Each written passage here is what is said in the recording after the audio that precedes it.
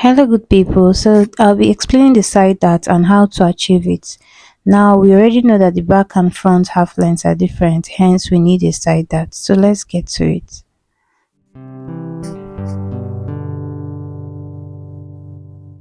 This video is a makeup for the basic bodice block I made earlier. I recommend you watch it before this. So the aim of the side dart is to ensure that the side seams align. So to get this, I'm going to measure the difference between my side, the back slooper and the front, and I'm going to mark it at the side of this front bodice. Now mine is an inch and I'm going down by 1 inch.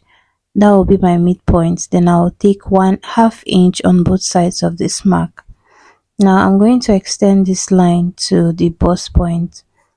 Remember, the bust point is 10 inches, and I went down by 1/2 inch. So if you're confused, you have to watch the drafting of the basic bodice. I'll link the video to this one.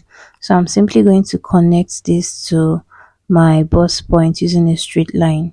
Now from that bust point, I'll come down by 1/2 inch because this dart is not meant to get to the bust point. Some people use one, but I prefer to use half. Now I'm going to connect to the leg of the dart. So this is just about it.